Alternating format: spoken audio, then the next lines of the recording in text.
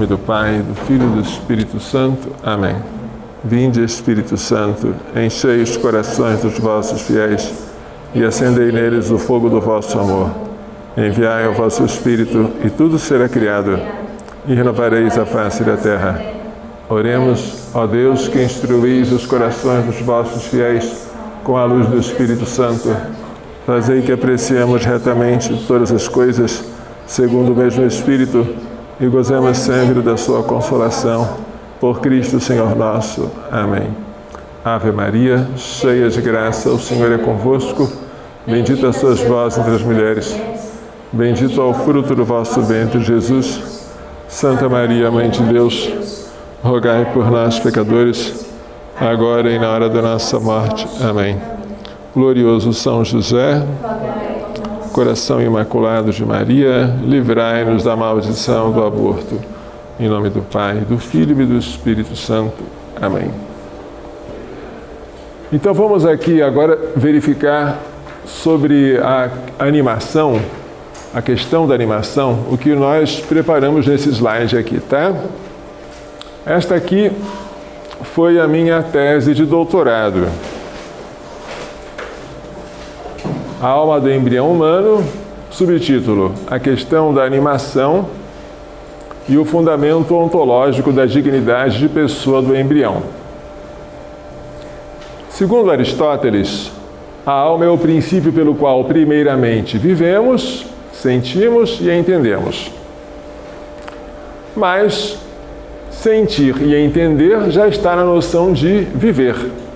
Logo, basta dizer que a alma é o princípio pelo qual, primeiramente, vivemos.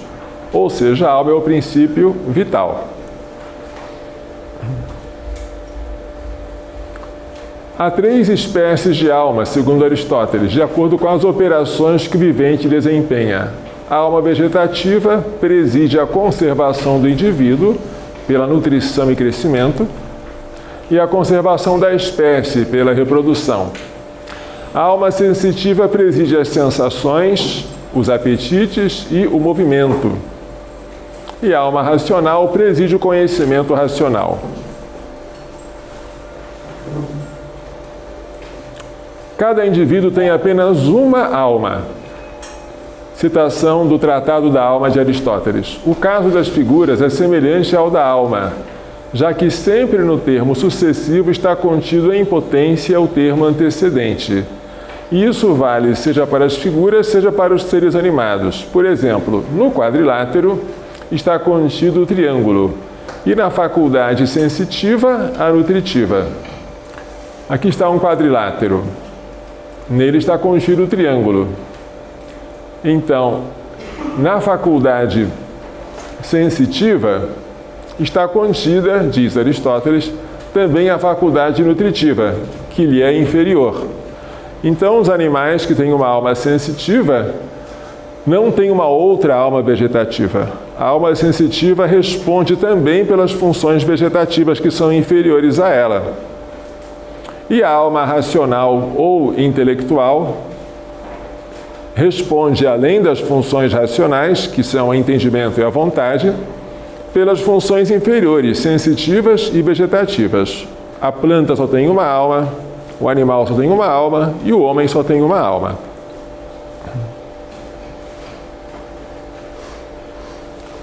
O que é a alma? A alma é a forma do corpo. Forma em oposição à matéria. Forma é aquilo que determina a matéria. Por que esta coisa determinada é um homem? Por que este corpo tem estas características? Na pesquisa do porquê, busca-se a causa da matéria, isto é, a forma pela qual a matéria é algo determinado. O que faz com que o meu corpo seja humano é a alma que o informa. A alma é a forma do corpo não no sentido geométrico, mas no sentido substancial. A forma no sentido da figura é uma forma acidental, mas a forma que determina o homem na sua intimidade é a alma. Ela é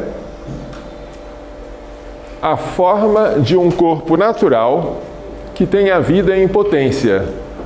Só pode ter alma um corpo que tenha potência para a vida.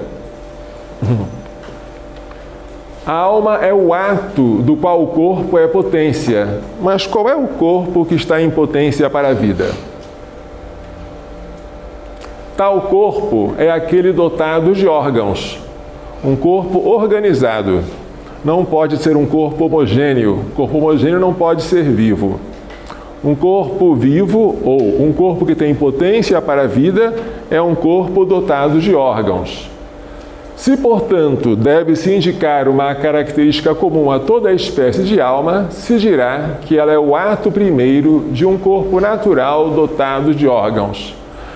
Ato primeiro é a alma. A primeira perfeição de um corpo dotado de órgãos é a alma. O ato segundo seria o exercício das faculdades da alma, mas o ato primeiro é a própria alma, a primeira perfeição de um corpo natural, dotado de órgãos e que tem a vida em potência. Tudo isso é citação do Tratado sobre a Alma, de Aristóteles. Ele foi escrito em grego, mas é muito conhecido pela tradução latina, de anima, sobre a alma. Tá? A alma e o corpo estão unidos intimamente. Nós dizemos que a união entre os dois é substancial, porque ambos formam uma única substância.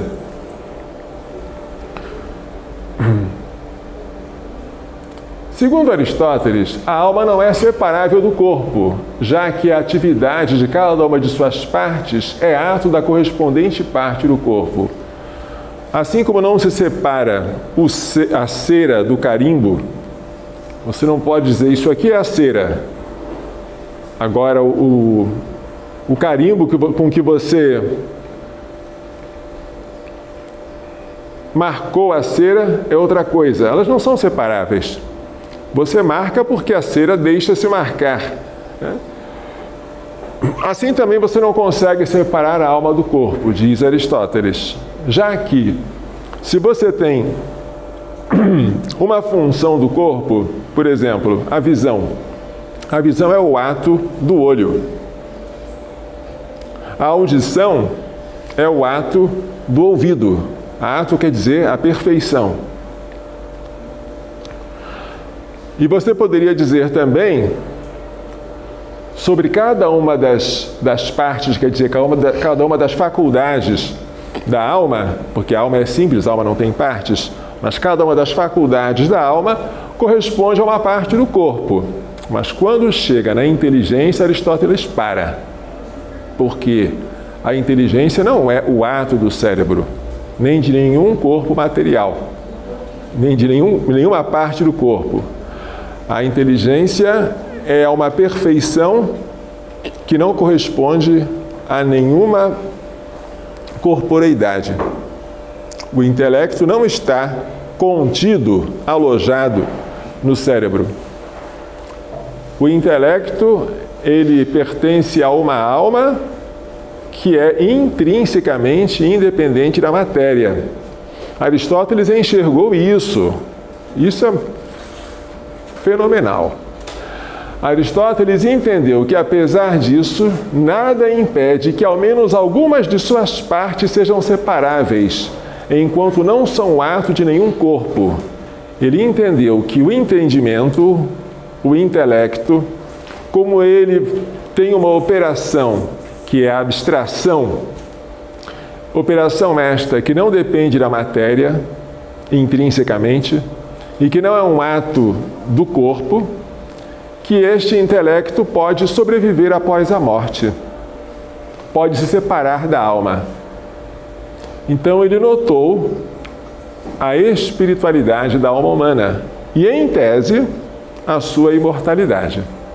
Estou falando de Aristóteles, estou falando de um filósofo pré-cristão, anterior a qualquer revelação do Novo Testamento e que nunca chegou a conhecer, talvez, os profetas do Antigo Testamento. Viveu na Grécia, mas só pelo seu raciocínio, pela observação e pela sua especulação, chegou a essas conclusões que se tornaram um patrimônio da humanidade.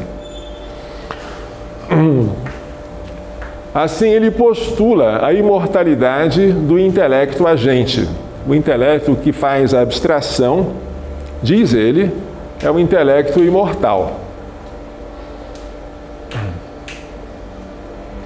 De onde vem a alma? Bem, essa é uma questão que atormentou a mente de muitos pensadores do início do cristianismo. De onde ela vem? Um deles, Orígenes de Alexandria, um grande pensador, uma mente enciclopédica, ele conjecturou que as almas são preexistentes aos corpos, que antes dos corpos existirem, as almas já existiam lá no céu. E que quando um corpo é formado, a alma desce do céu para entrar naquele corpo. E ele fazia isso de maneira generalizada, até mesmo a alma de Cristo.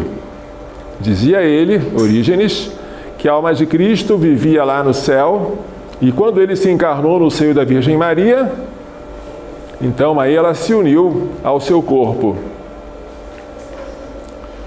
Essa doutrina de Orígenes, que foi sempre uma conjectura, Orígenes nunca achou que fosse algo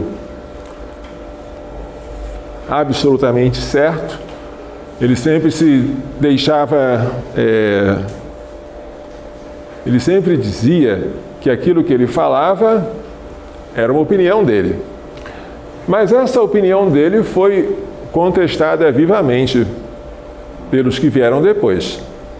Como é que pode a alma de Cristo estar lá no céu e ser preexistente ao corpo dele? Isso não pode. A alma de Cristo foi criada no mesmo instante em que o Verbo assumiu o corpo. A divindade de Cristo, a segunda pessoa da Santíssima Trindade, assumiu o corpo formado no seio da Virgem Maria e naquele mesmo instante foi criada uma alma espiritual e racional. A alma de Cristo é criada, assim como é criado o corpo de Cristo. Toda a natureza humana de Cristo é criada. E a alma não é preexistente ao corpo. Isso aí, com exceção de Orígenes, nenhum outro padre da igreja resolveu propor. Mas essa ideia da preexistência não teve seguidores. Uma outra ideia que teve seguidores foi essa do traducianismo. Tradux quer dizer muda, é uma espécie de broto de uma planta que dá origem a outra. Então, segundo o traducianismo, as almas dos filhos seriam geradas a partir de brotos ou rebentos das almas dos pais. Segundo Tertuliano, que foi o mais antigo escritor latino de que se tem notícia, e também era um gênio, as almas são corpóreas e são transmitidas dos pais aos filhos. Era o traducianismo material.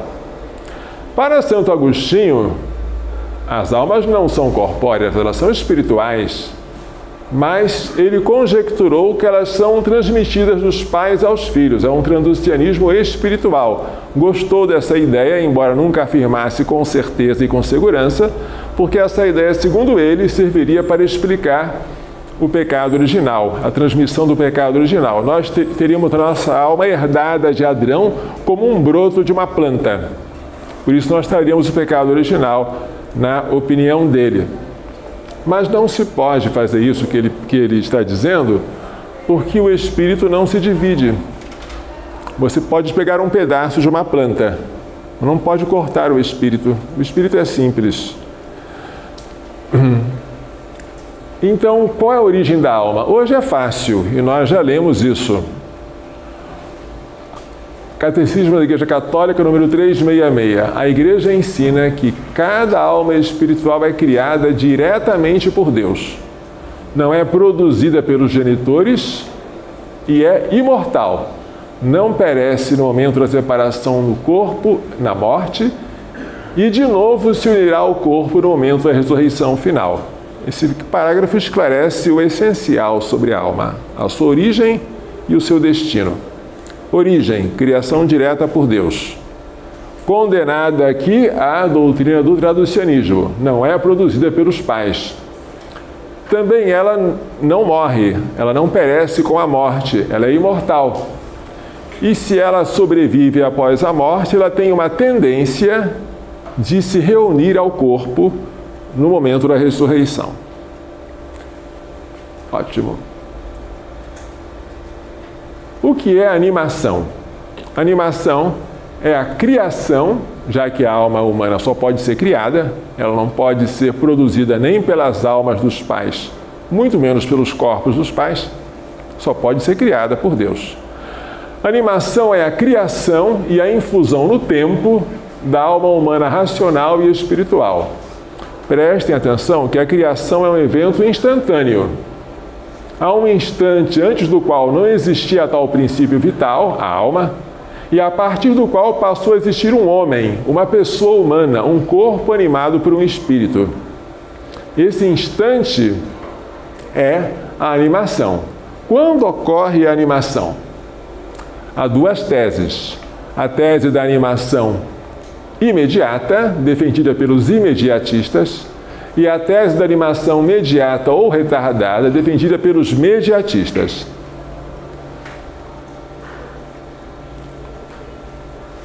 Segundo a tese da animação imediata, a animação ocorre no momento em que o elemento masculino e feminino se encontram, para darem origem ao concepto ou concebido.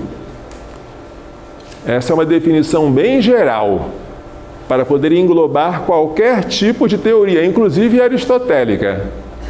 Segundo Aristóteles, embrião, que ele chamava de kyma, era a primeira mistura da fêmea e do macho.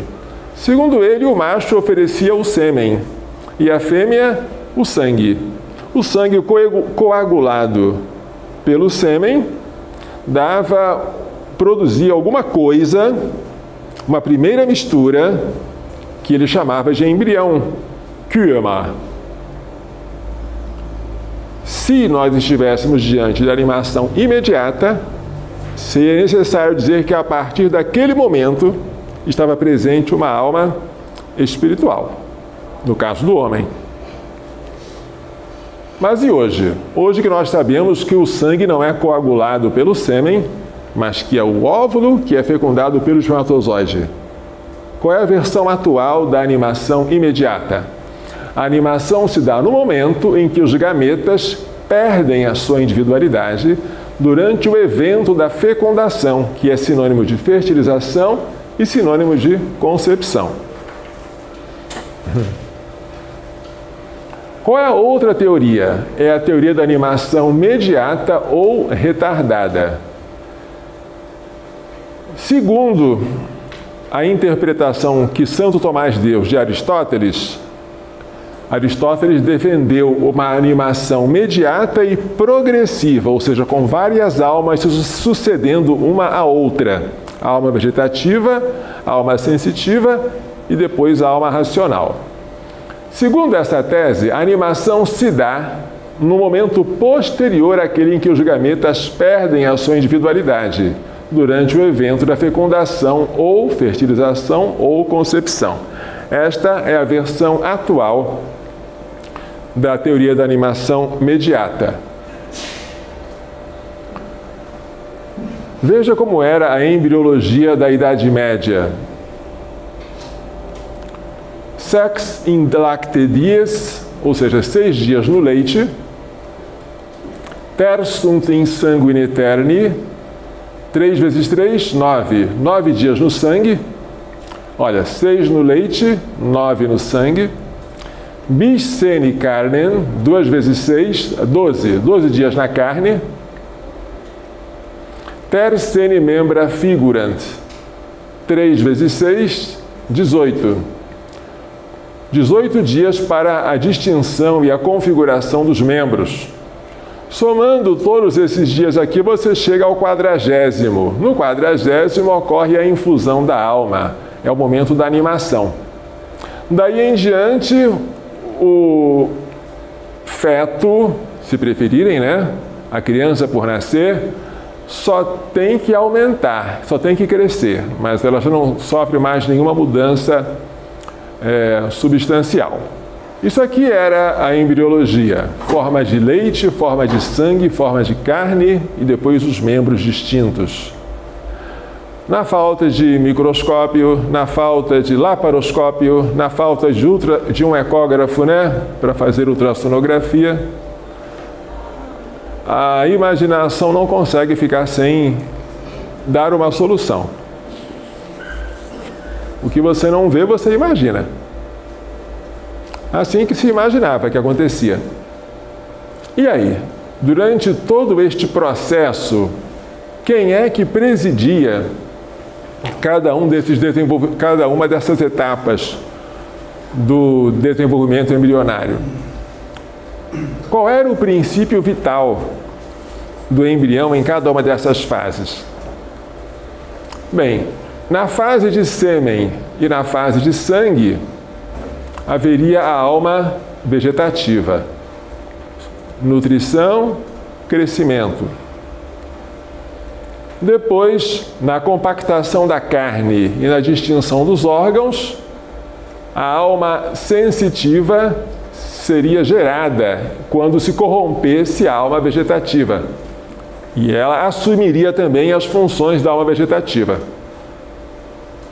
No 40º dia, ocorreria a criação, não mais uma geração, mas uma criação direta por Deus, da alma intelectiva ou racional, de origem, de natureza espiritual. A criação por Deus dessa alma. E daí em diante, somente um desenvolvimento do embrião ou do feto até chegar ao nascimento. Assim era que Santo Tomás de Aquino interpretava Aristóteles em relação à tese da animação embrionária. Uma animação progressiva, com sucessão de almas. Há discussões sobre o que Aristóteles fazia. Uma coisa é certa, ele não dava tanta ênfase em almas, mas em funções. Ele falava da função vegetativa, da função sensitiva e depois da função racional. Há intérpretes hoje que dizem que Aristóteles de fato não foi o autor desta tese de uma animação progressiva, mas simplesmente de uma progressividade de funções em vez de progressividade de almas. Isso é discutido, eu não vou entrar no mérito. Mas o certo é que Santo Tomás interpretou assim. Então haveria 3 almas, a vegetativa no início, depois a sensitiva e por último a racional criada por Deus. O momento da animação seria este, né? 40 dias para o sexo masculino, para o feminino seriam 90. Segundo a tradição herdada de Aristóteles, uma interpretação de um texto em que ele fala dos primeiros movimentos do neném dentro da barriga da mãe. Vamos lá. Hoje nós sabemos que no momento em que os espermatozoides estão assediando o óvulo para tentar penetrá-lo, ocorre uma verdadeira explosão, digamos assim, uma descontinuidade, um Big Bang. Aqui está o óvulo, se vocês preferirem. Aqui está o primeiro corpúsculo polar, que já foi expulso. Aqui estão os cromossomas emparelhados na placa equatorial, porque esta célula está na metáfase da segunda divisão meiótica. A meiose tem 2 divisões. Estamos na segunda divisão e nesta segunda divisão os cromossomas estão aqui, olha, agrupados na placa equatorial, prontos para se dividirem. E essa divisão só ocorrerá quando houver a penetração de espermatozoide. Os espermatozoides estão querendo entrar, o primeiro deles que entrar vai gerar uma reação chamada cortical, endurecendo a zona pelúcida e impedindo a entrada de novos espermatozoides. Calma que a gente vai devagarzinho aqui, não se assustem muito. Aqui está a penetração espermática.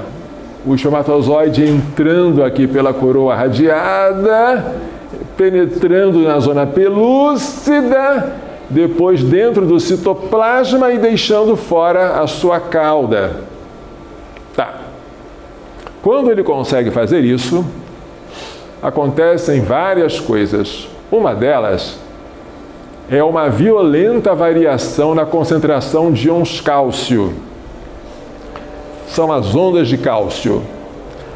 Vamos tentar desenhar aqui. No tempo, você tem aqui a concentração de cálcio.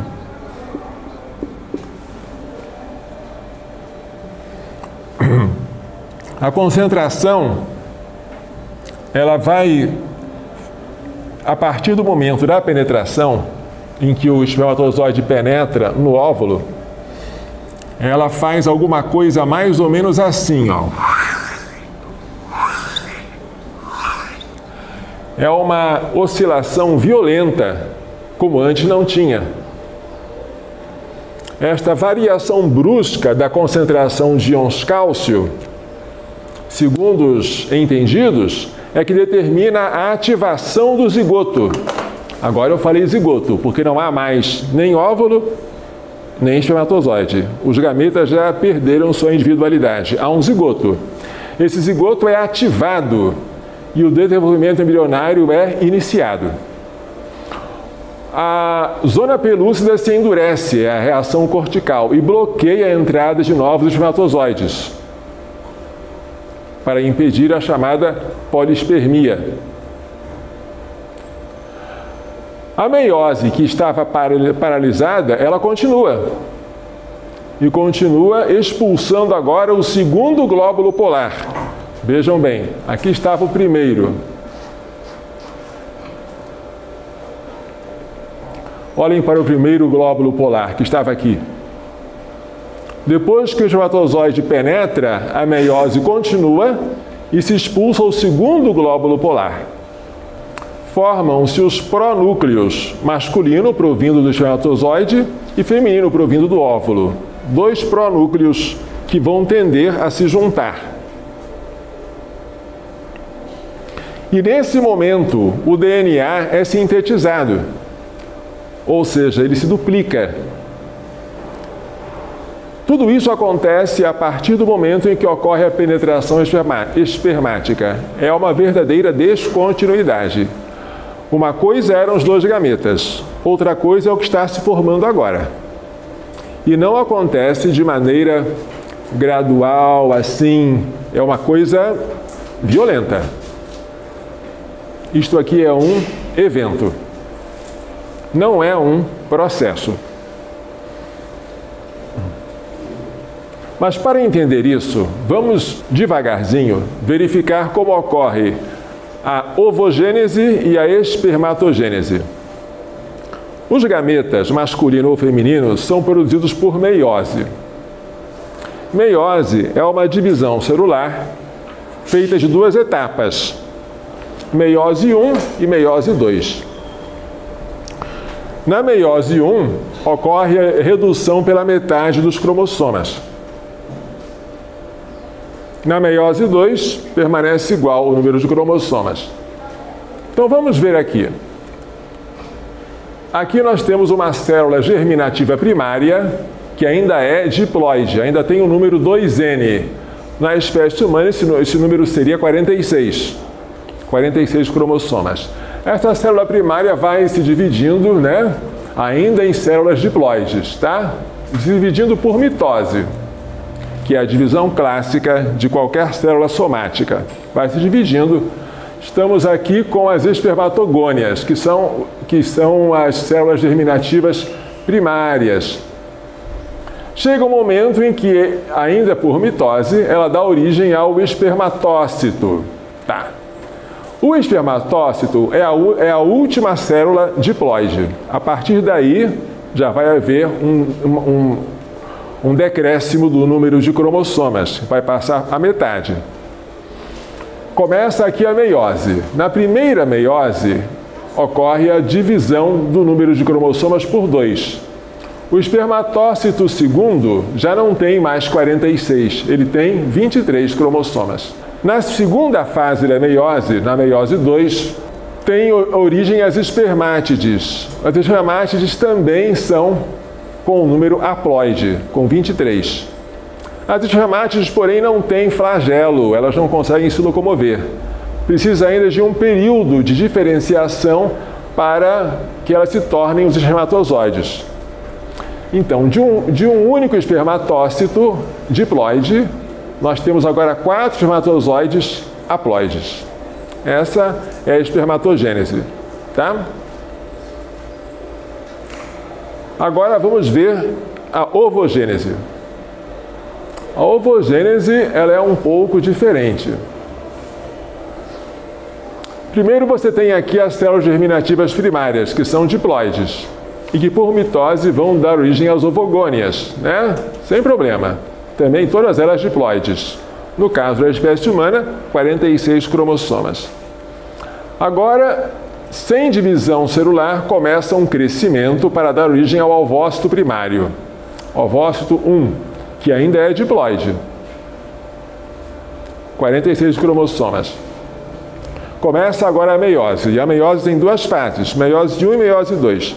Na primeira divisão, ocorre a redução do número de cromossomas pela metade. Mas essa divisão, prestem atenção, dá origem a um ovócito secundário e a um glóbulo polar que é estéril. O ovócito secundário vai bem, obrigado, ele só tem 23 cromossomas. O glóbulo polar também só tem 23. Na segunda divisão, o que vai acontecer? O glóbulo polar se divide em 2, também estéreis, e o ovócito secundário expulsa o segundo glóbulo polar aqui. E depois que ele expulsa o segundo glóbulo polar, que célula é esta? Que célula é esta?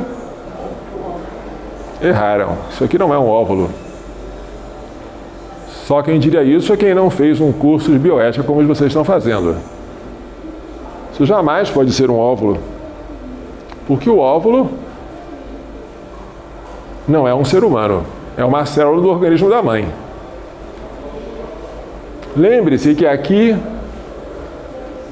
nós estamos na fase 2 da meiose, mas o ovócito secundário fica paralisado na metáfase até o momento da fecundação. Então, este ovócito secundário está esperando que o espermatozoide venha fecundá-lo. E só depois que ele é fecundado, ele expulsa o segundo glóbulo polar e dá origem ao que aqui, gente? Hein? Dá origem ao que? Oi! Ao zigoto. Padre, então não existe óvulo? O que você chama de óvulo é isso aqui, olha. É o ovócito secundário. E se não for fecundado o ovócito secundário, ele morre de tristeza, porque não encontrou o príncipe encantado, que é o espermatozoide. Mas ele não se divide. A segunda divisão só acontece depois da fecundação. Então esse gráfico aqui estava errado, quando dizia que o resultado da meiose seria um óvulo e 3 glóbulos polares. Não é. O resultado da meiose vai ser o zigoto, que já é um ser humano com uma alma espiritual e imortal, e 3 glóbulos polares estéreis. O primeiro foi expulso aqui, na meiose 1. O segundo foi expulso aqui, na meiose 2. O primeiro glóbulo polar se divide em 2, também estéreis.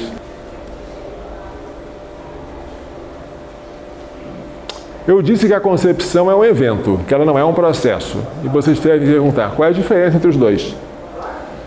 Eventos, em linguagem científica, são, de modo geral, elementos significativos de duração relativamente curta, cujos detalhes internos são de menor importância e fazem parte de uma cadeia mais ampla de circunstâncias.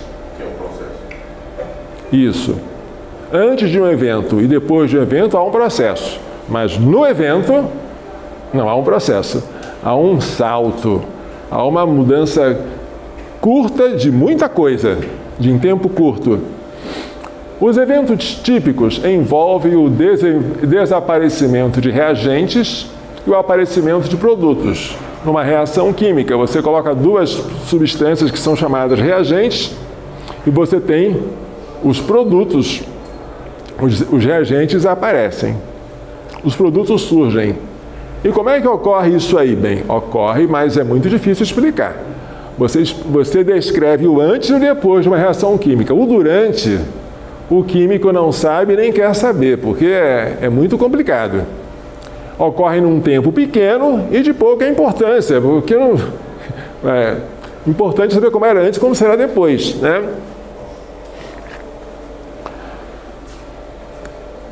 A diferença entre os reagentes e os produtos pode ser acidental ou essencial. No caso de uma colisão elástica de duas bolinhas de bilhar, plim!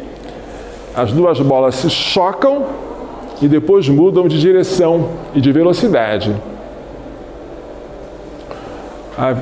Esse choque demora pouco em relação ao que precedeu e aquilo que sucedeu. Mas esse choque é determinante, porque ele vai fazer que uma coisa deixe de ser e outra continue, e outra surja, né? Um choque elástico é um exemplo de evento.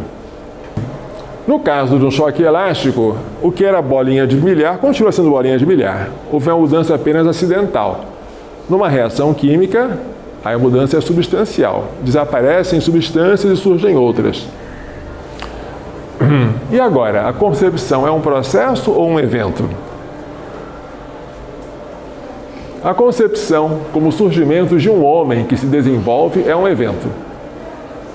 E não um simples processo, como o desenvolvimento posterior desse homem que já surgiu. A espermatogênese é um processo, a ovogênese é um processo, o desenvolvimento do óvulo já fecundado, ou seja, do zigoto, é um processo, mas a fecundação não, ela é um evento. Durante todo o desenvolvimento do homem, não há nada que implique uma mudança tão essencial e mereça tanto o nome de evento quanto a fertilização. Logo, é na fertilização que se dá a concepção, o salto, pelo qual o novo homem passa do nada ao todo de sua própria individualidade. Os eventos não são instantâneos. A animação é instantânea, porque a criação supõe uma descontinuidade. Antes não existia alma, agora passou a existir. O evento, que é a concepção, ele demora algum tempo, mas é um tempo pequeno em relação àquilo que o precede e àquilo que sucede. Este aqui é o Monsenhor Ney Saerp, fundador do movimento Pró-Vida do Rio de Janeiro, doutor em filosofia, e eu tive a honra de ser aluno dele no Seminário São José, lá no Rio de Janeiro. Houve, porém, um erro grave cometido em 1965 pela Sociedade Americana de Ginecologia e Obstetrícia ao criar uma nova terminologia. Olha que coisa horrível. Concepção é a implantação do ovo fertilizado. 65. Isso é um erro grave. Concepção não é a implantação. A implantação ou nidação dura dias. Termina no 12º dia. É um processo dentro do útero pelo qual o embrião vai se implantando até fixar o seu lugar e construir os seus anexos embrionários, que são a bolsa amniótica, o cordão umbilical e a placenta. Mas ele não é um evento. Quando esta Sociedade Americana de Ginecologia e Obstetrícia definiu a concepção como implantação do ovo fertilizado, ele confundiu um evento com um processo. Essa confusão é grave. Ora, a implantação ou nidação é um processo que dura dias e não constitui um evento propriamente dito. Esse erro teve consequências gravíssimas. Se a concepção é a implantação do ovo fertilizado, a pergunta agora é: o que ocorre antes da implantação?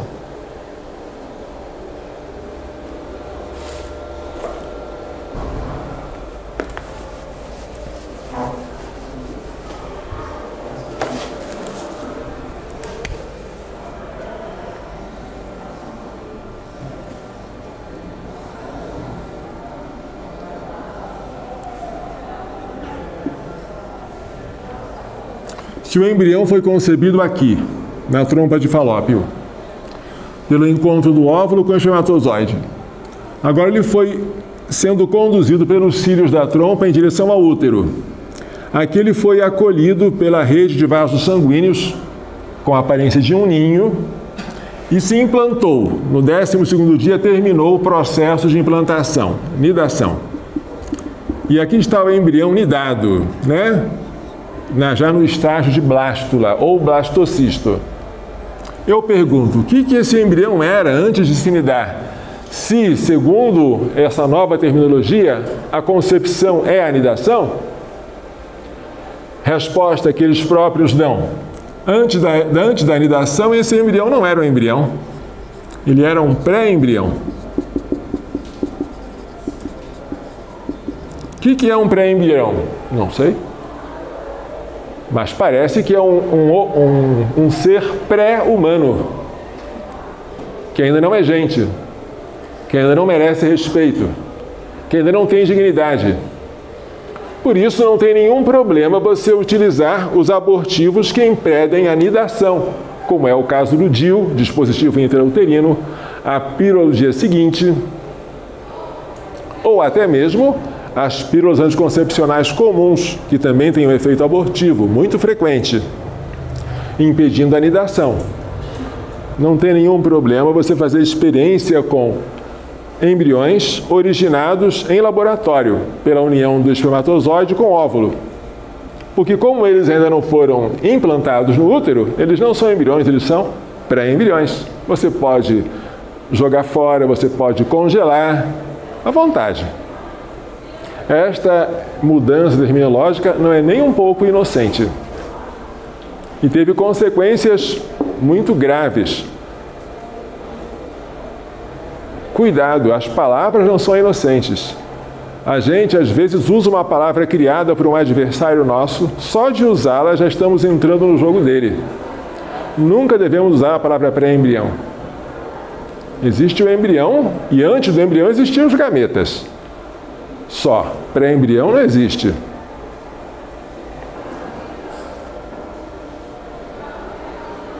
Agora a pergunta, qual das teses é a verdadeira? Da animação imediata ou da imediata? Houve autores que defendiam uma e outra. Lactâncio, que é um antigo escritor latino, bem antigo, veja, ele era criacionista, dizia que a alma era criada diretamente por Deus, e era contra o traducianismo, não aceitava que a alma pudesse ser gerada pelos pais, nem por um deles. A alma não pode ser gerada nem pelos dois, nem por um ou por outro dos genitores. A alma não pode nascer de duas almas. Assim dizia Lactâncio. E quando é que a alma é criada e infundida? Segundo ele, logo após a concepção, post-conceptum protinus. Então, ele era um imediatista. Bem antigo.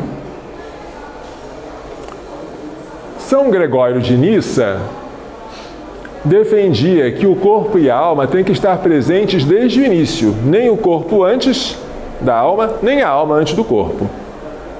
Como o homem é uno em sua composição de alma e corpo, seu ser não deve ter senão uma única e comum origem. Em outras palavras, se o corpo viesse primeiro e a alma depois, seria preciso dizer que o homem é ao mesmo tempo mais velho e mais jovem do que ele próprio.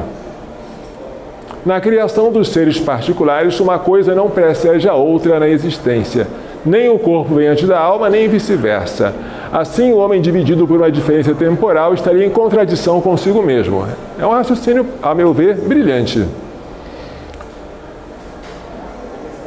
Nem a alma existe antes do corpo, nem o corpo existe separadamente da alma, mas um só é o princípio de ambos, segundo uma lógica fundada na vontade de Deus. Só que este autor, já disse para vocês, ele é interpretado por Santo Tomás como traducionista. São Tomás não interpreta São Gregório de Nissa como alguém que defendia a criação da alma naquele instante da concepção, mas que essa alma era originada do sêmen paterno. Então ela estava, segundo a interpretação de Santo Tomás, de outros autores também, ela estava presente com o corpo desde a concepção, mas ela não era criada por Deus. Ela vinha do Pai. Interpretação. Mas este aqui, São Máximo Confessor, este foi o paladino da animação imediata. Vamos nos deliciar com alguns textos dele sobre esse assunto. Olhe a época em que ele viveu, 580 a 662. É um padre de língua grega. A alma não se origina da matéria subjacente, como acontece com os corpos, mas pelo querer de Deus. Em seguida, a insuflação vivificadora, de um modo inexprimível e incognoscível, como sabe somente o seu Criador. A alma, mediante a concepção, recebe junto com o corpo o ser, e é levada a completar na sua totalidade o homem, que é único, enquanto o corpo, como é evidente, é formado na concepção da matéria subjacente de outro corpo, recebendo com a alma a composição que o faz ser uma única forma junto com ela. Lindo? É um raciocínio excelente. Os corpos vêm de outros corpos, mas a alma não. A alma vem de Deus. E para defender esta tese, veja o que ele dizia. Se afirmais que o embrião possui somente a alma nutritiva e acretiva, a alma que preside a nutrição e o crescimento, segue desse vosso raciocínio, evidentemente, que o corpo nutrido e acrescido é o de uma planta e não de um homem. Se vós, porém, atribuís ao embrião somente a alma sensitiva, então resultará que o embrião, no momento da concepção, possui certamente a alma de um cavalo, ou de um boi, ou de um outro animal terrestre ou volátil. E, portanto, segundo vós, o homem, na primeira formação do embrião, não será por natureza pai de um homem, mas de uma planta, como estava dizendo, ou de um animal na terra. Que coisa poderia ser mais absurda ou mais estulta do que isso? Pergunta São Máximo o Confessor. É uma objeção boa. Nós, como os nossos padres, procedemos pela via média, a via do meio, que é a régia, e afirmamos que não houve preexistência nem existência sucessiva da alma ou do corpo, mas sim coexistência, guardando-nos de inclinar para um lado ou para o outro, nem a alma antes do corpo, nem o corpo antes da alma, os dois simultâneos. Lindo! Este é São Máximo. Não é à toa que ele é chamado Máximo. Mas vejam adiante o argumento que ele dá. Esse argumento cristológico é que é o fundamental para ele. Se nós aceitássemos a animação retardada, veja o que aconteceria, segundo São Máximo. Isso me constrangeria a dizer, como consequência, o que não me é lícito dizer, isto é, que nosso Senhor e Deus, se verdadeiramente se quis tornar-se homem como nós, com exceção do pecado, Hebreus 4,15, já lemos este texto, foi no momento da concepção homem privado de alma e privados de intelecto, e permaneceram nesse estado por 40 dias. Enquanto os nossos santos padres e mestres abertamente gritam, ou melhor, grita a verdade que se exprime e é expressa pela sua boca, que contemporaneamente a vinda do Verbo de Deus no momento da concepção, sem intervalo de tempo, o mesmo Senhor e Verbo de Deus se uniu à carne com a mediação da alma racional. Ou seja, se Cristo se fez semelhante a nós em tudo, menos no pecado, então, ao adotarmos a tese da animação mediata, temos que adotá-la para Cristo também. Mas isso é um absurdo, diz ele, porque teríamos que dizer que Cristo até os 40 dias era irracional, era uma planta ou era um animal, mas isso é uma blasfêmia. Isso é inaceitável. Isso os padres da igreja não aceitaram nunca. Então, por esse motivo, mais do que os outros, é que ele abraça a tese da animação imediata.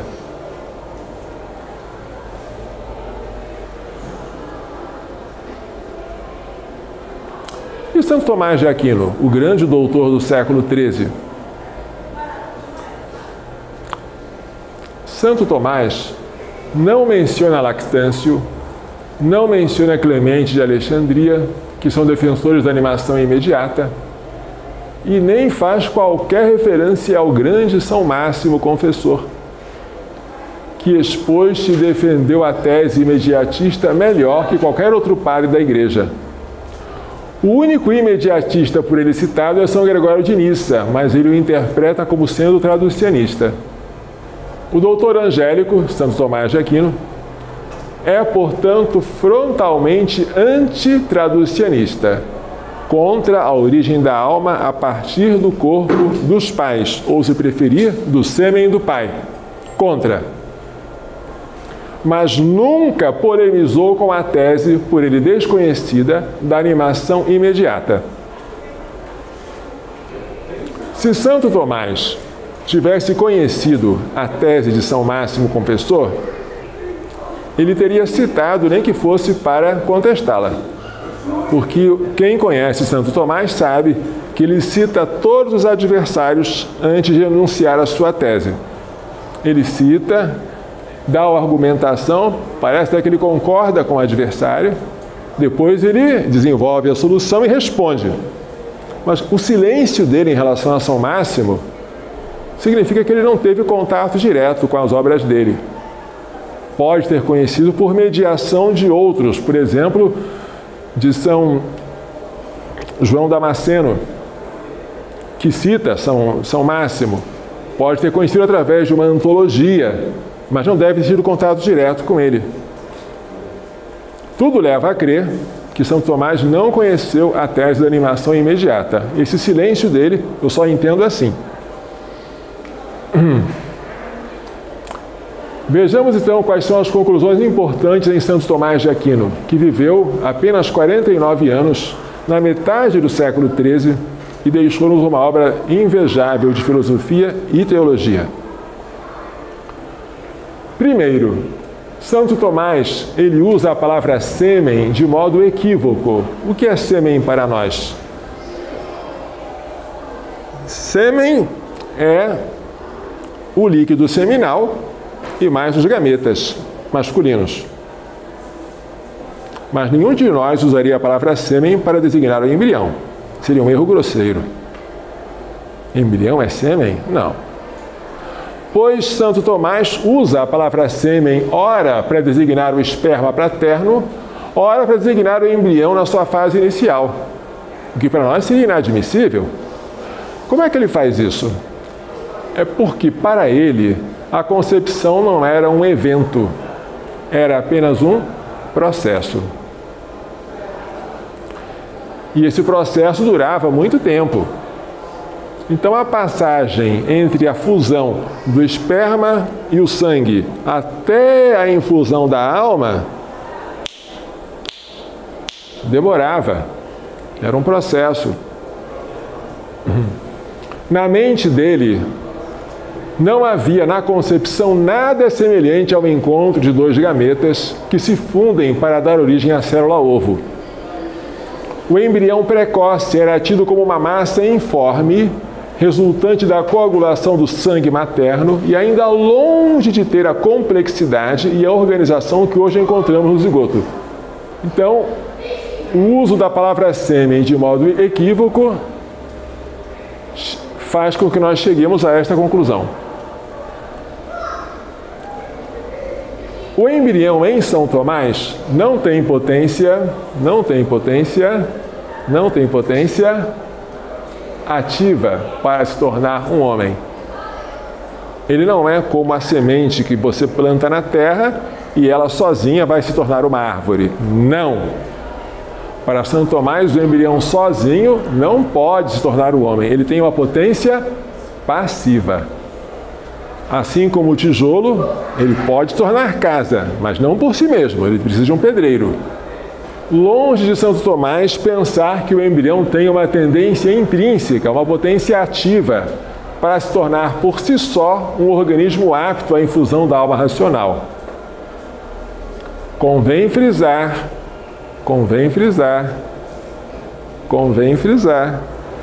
para o doutor Angélico, as formas transitórias, ou seja, a alma sensitiva e antes dela a alma vegetativa, não são capazes de preparar a matéria para a chegada da forma definitiva, que é a alma racional. O embrião tem a alma vegetativa. Esta alma não é capaz de dispor a matéria para a chegada da alma sensitiva. O embrião já tem a alma sensitiva. Esta alma não é capaz de dispor a matéria para a chegada da alma racional. Se fosse capaz, ele não postularia a existência da vis formativa presente no sêmen paterno. Segundo São Tomás, somente uma alma racional pode dispor a matéria do embrião. O Aquinate, Santo Tomás, está consciente de que a perfeição do efeito não pode exceder a perfeição da causa. Por respeito ao princípio da causalidade, ele afirma que somente uma alma racional pode dispor a matéria para o advento, para a chegada de uma alma racional. Mas o embrião não tem alma racional. O embrião tem alma vegetativa e depois sensitiva. Essas almas não são capazes de dispor a matéria para chegar a uma alma racional por criação. Só uma alma racional que poderia fazer essa função. E aí, quem tem essa alma racional se não é o embrião? O pai. O pai é racional. O pai tem uma alma racional. E a função da alma do pai dispor a matéria do filho para prepará-lo a fim de se tornar apto à infusão de uma alma racional por Deus. São Tomás postula, então, que é a alma racional do genitor que cumpre essa função dispositiva através da vis formativa ou virtus formativa. Vis ou virtus quer dizer força, potência. A vis formativa contida no sêmen paterno, que se supunha acompanhar o embrião humano pelo menos até o 40º dia. Portanto, o embrião inicialmente é uma massa informe, mas o sêmen paterno está lá e está agindo para fazer com que ele se desenvolva. E esse sêmen paterno, que contém em si a vis formativa, ele vai plasmando o embrião até que ele se torne apto, no 40º dia, para receber uma alma racional. Isso não é papel das almas inferiores e transitórias, é papel da alma do Pai, uma alma externa, e de uma força externa, a vis formativa. São Tomás era bem consciente disso. E Santo Alberto Magno, que nasceu antes e morreu depois de São Tomás, e foi professor dele. O título Magno denota a sua grandeza. Ele é um doutor em ciências naturais, além da filosofia. O que ele fazia? Ele respeitava o princípio da causalidade. Ele jamais disse que uma alma inferior poderia dispor o corpo para a chegada de uma alma superior. Jamais. Então ele afirma igualmente a ação externa da vis formativa, com uma diferença. ele não admitia nenhuma alma, nem vegetativa, nem sensitiva no embrião humano antes de sua animação por uma alma racional. Pasmem, para Santo Alberto, era mais fácil admitir um embrião sem alma do que um embrião sem a vis formativa. A vis formativa era mais importante que a alma. Por quê? Porque ela é capaz de formar o embrião. E a alma, por que não pode? Porque ela é ainda não racional. Então ela não pode fazer isso.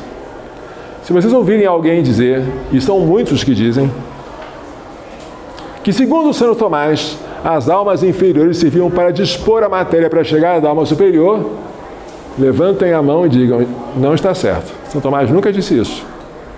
Se as almas transitórias fossem suficientes, ele não postularia a existência da vis formativa no sêmen paterno.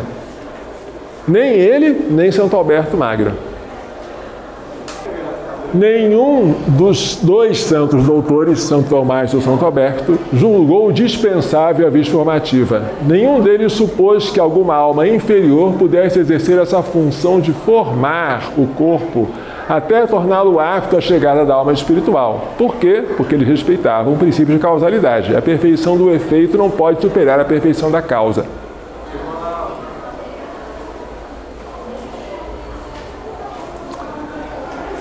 Se você quiser ainda hoje defender a animação retardada, como Santo Tomás e Santo Alberto, você tem um preço. Tem que pagar o preço que eles pagaram. Qual é o preço inevitável? Uma causa eficiente externa ao embrião e mais perfeita que o embrião, que só pode ser uma alma racional externa, não pode ser alma do próprio embrião. Porque se você quer defender a animação retardada, você tem que supor que o embrião ou não tem alma, ou tem uma alma meramente vegetativa ou só sensitiva. E essas almas não são capazes de dispor a matéria para a chegada da alma racional. Então, se você quer ainda hoje, no século XXI, defender a animação mediata, você tem que admitir uma causa externa, mais perfeita que o embrião. Uma alma racional do lado de fora, que dispõe a matéria dele. Mas agora você não pode mais admitir isso. Por quê? Porque pelos dados da embriologia atual, não existe a presença do sêmen paterno ao lado do embrião por vários dias, como se supunha. Se não tem a presença, não tem também a ação do sêmen paterno. Então cabe agora aos mediatistas de hoje responderem como a alma racional dos pais, pode ser do pai ou da mãe, tem que ser uma alma racional, como ela pode exercer à distância uma causalidade eficiente na disposição da matéria do embrião. Como é que hoje, com os dados embriológicos que nós temos, você pode dizer que o pai ou a mãe exercem uma causalidade eficiente sobre a matéria do embrião para prepará-lo para receber a alma espiritual criada por Deus? É uma pergunta que eu não sei responder, mas que os mediatistas de hoje deveriam responder. Padre, ainda existe mediatista hoje? Existe. Eu pensei que fosse uma questão superada. Mas quando eu vi que essa tese ainda é atual, eu me dei o trabalho de discutir para tentar contestá-la. Esta aqui é uma autora mediatista, Bénédicte Matonat, francesa. Vejam o que ela propõe como solução. Colocar a vis formativa dentro do embrião humano. A vis formativa não está dentro, ela está fora. Ela está no sêmen do paterno. Ela propõe colocar a vis formativa dentro do embrião humano. Porém, ao fazer isso, deve-se pôr também a alma racional no embrião humano desde a concepção. Por quê? Porque, segundo Santo Tomás, somente uma alma racional pode ser sujeito desta vis formativa. Não pode haver uma potência formativa para formar o embrião, preparando para chegar a uma racional, sem que essa potência esteja inerente a uma alma racional. Se você coloca a vis formativa dentro do embrião, logo no início, tem que colocar dentro dele, desde o início também, a alma racional. Mas aí você não é mais mediatista, agora você é um imediatista. a sua tese se contradisse. Aqui está a solução dela. Ela propõe animação retardada. Mas a animação retardada tem como preço, já falamos, uma causa eficiente externa para dispor a matéria, que só pode ser uma alma racional. No caso, seria a alma racional do pai agindo através da vis formativa presente no sêmen. Ela tem uma ideia: vou colocar a vis formativa dentro do embrião desde a concepção.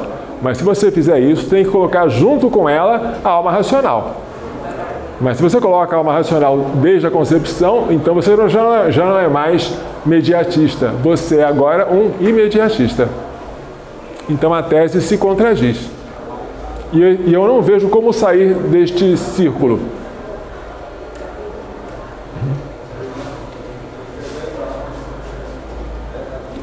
Os mediatistas da nossa época, e eu estou dizendo alguns deles aqui, ó, Antônio Lanza, Aline Lisotte, Bénédicte Matonat, Jacques Maritain, Georges Cotier, eles afirmam que o embrião, desde a concepção, tem uma tendência natural para chegar sem influxo externo ao estágio apto para a recepção de uma alma racional. Eles afirmam isso.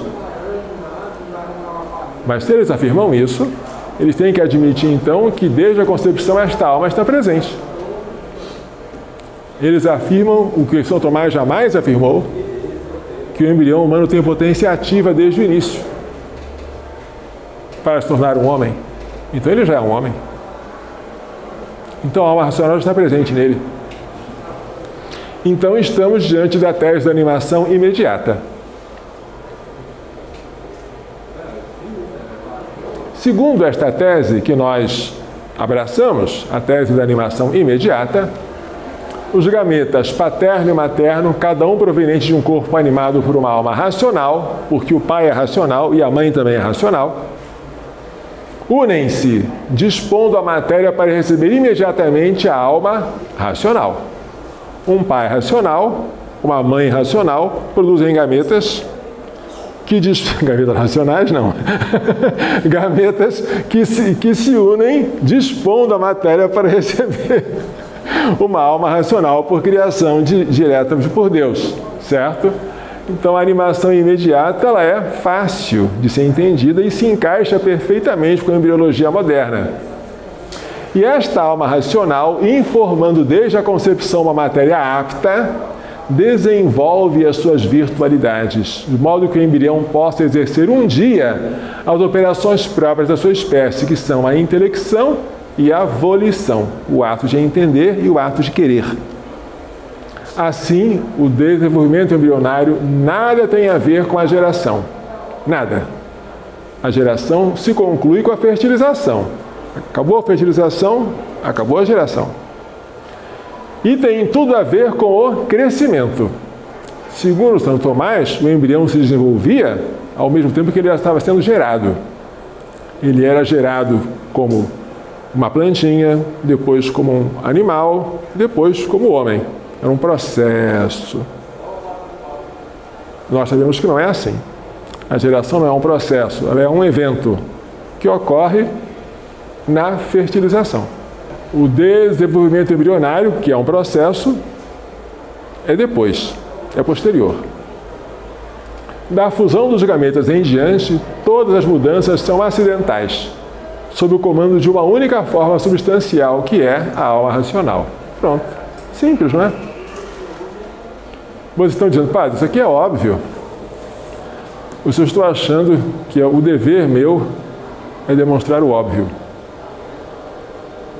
E acreditem, muitas das coisas que nós vamos dizer neste mundo de hoje são óbvias, mas precisam ser ditas.